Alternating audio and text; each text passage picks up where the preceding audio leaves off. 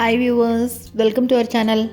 இன்றைக்கி நம்ம சேனலில் என்ன ரெசிபி பார்க்க போகிறோன்னா சூப்பரான ஒரு ஈவினிங் டைம் ஸ்நாக்ஸுங்க. டீ போடுற 10 நிமிஷத்துக்குள்ளே இந்த பக்கம் இதை டக்குன்னு பண்ணிடலாம், அவ்வளோ சுலபம். தூள் பஜ்ஜிங்க, இதுதான் இன்றைக்கி பண்ண போகிறோம். ஹோட்டலில் பேக்கரியிலலாம் கிடைக்கிற அதே டேஸ்ட்டில் அதே மாதிரி அருமையாக பண்ண போகிறோம். சூப்பரான இந்த ஸ்நாக்ஸ் எப்படி பண்ணுறதுன்னு பார்க்குறதுக்கு முன்னால் நம்ம சேனல் இன்னும் சப்ஸ்கிரைப் பண்ணலைன்னா கண்டிப்பாக சப்ஸ்கிரைப் பண்ணிவிட்டு பாருங்கள். கூடவே பக்கத்தில் இருக்கிற பெல் ஐக்கானில் ஆல்ங்கிறத தட்டி விடுங்க. ஸோ நான் போடுற வீடியோ எல்லாமே உடனுக்குடனே நோட்டிஃபிகேஷனாக வந்துடும். வாங்க இந்த தூள் பஜ்ஜி எப்படி பண்ணுறதுன்னு பார்க்கலாம். இதுக்கு முதல்ல ஒரு பவுலில் 1 கப் அளவு கடலை மாவு எடுத்துக்கலாம். இந்த கடலை மாவு கூட 1 டேபிள் ஸ்பூன் அளவுக்கு அரிசி மாவு சேர்த்துக்கிறேன். 1 கப் கடலை மாவுக்கு 1 டேபிள் ஸ்பூன் அரிசி மாவு சேர்த்தினா போதும். இப்போ இது கூடவே ஒரே 1 டேபிள் ஸ்பூன் அளவுக்கு தோசை மாவு சேர்த்துக்கிறேன். 1 டேபிள் ஸ்பூன் இருந்ததுன்னா போதும், அப்படி நல்லா மெத்துன்னு சாஃப்டாக சூப்பராக வருங்க.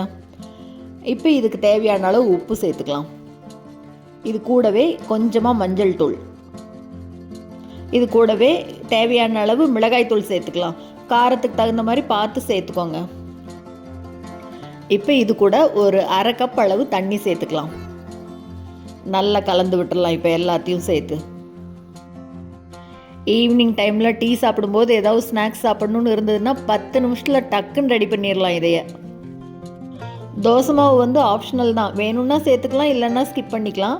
ஆனால் சேர்த்தினா நல்லா சாஃப்டாக வரும். இதுக்கு சோடா உப்பெல்லாம் எதுவுமே சேர்த்த வேண்டாம். நார்மல் உப்பு காரம் சேர்த்து பண்ணினாவே நல்லா அருமையாக சாஃப்டாக வரும். மாவில் ரொம்ப தண்ணி விட்டுறக்கூடாது, கெட்டியாகவும் இருக்கக்கூடாது. பாருங்கள், இந்த மாதிரி கன்சிஸ்டன்சியில் இருக்கணும். நல்லா கலந்து விட்டதுக்கப்புறமா இப்போ இது கூட ஒரே ஒரு பெரிய வெங்காயத்தை நல்லா நீட்டமாக கட் பண்ணி எடுத்திருக்கேன், அதையும் சேர்த்துக்கலாம். இதுக்கு வெங்காயத்தை நீட்டமாக கட் பண்ணி தான் போடணும். வெங்காயத்தோடு சேர்த்து நல்லா கலந்து விட்டுக்கலாம். பாருங்கள், நல்லா கலந்து விட்டுட்டு எடுத்து காமிக்கிறேன். ரொம்ப கெட்டியாக பக்கோடா மாதிரி இருக்கக்கூடாது, ரொம்ப லூஸாகவும் இருக்கக்கூடாது. இந்த மாதிரி இருந்ததுன்னா சரியாக இருக்கும். இப்போ இந்த பக்கம் வாணலியில் எண்ணெய் வச்சுருக்கேன். எண்ணெய் நல்லா காஞ்ச உடனே கொஞ்சமாக எடுத்து அப்படியே போட்டுக்கலாம். ஈவினிங் டைம் டீயோடு சேர்த்து சாப்பிட்றதுக்கு இதை விட சுலபமாக ஒரு ஸ்நாக்ஸ் இருக்கவே இருக்காதுங்க. எண்ணெய் நல்லா சூடானதுக்கப்புறமா போட்டு பொரிச்சு எடுக்கணும். இதைய நல்லா அப்படியே 2 பக்கம் திருப்பி விட்டு கோல்டன் ப்ரௌன் ஆனவுடனே எடுத்துடலாம். 2 பக்கம் நல்லா காஞ்சிருச்சு.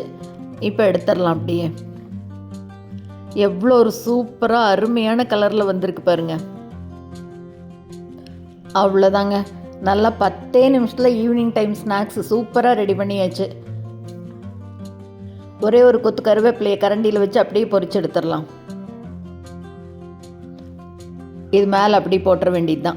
அவ்வளோதாங்க, அருமையான தூள் பஜ்ஜி ரெடி ஆயிடுச்சு. கண்டிப்பாக நீங்களும் செஞ்சு பார்த்துட்டு மறக்காமல் கமெண்ட்டில் சொல்லுங்கள். இந்த வீடியோ உங்களுக்கு பிடிச்சிருந்ததுன்னா லைக் பண்ணுங்கள், ஷேர் பண்ணுங்கள், கமெண்ட் பண்ணுங்கள். மறக்காமல் நம்ம சேனலை சப்ஸ்கிரைப் பண்ணுங்கள். கூடவே பக்கத்தில் இருக்கிற பெல் பட்டனையும் தட்டி விடுங்க. ஸோ நான் போடுற வீடியோ எதுவுமே மிஸ் பண்ணாமல் பார்க்கலாம். தேங்க்ஸ் ஃபார் வாட்சிங்.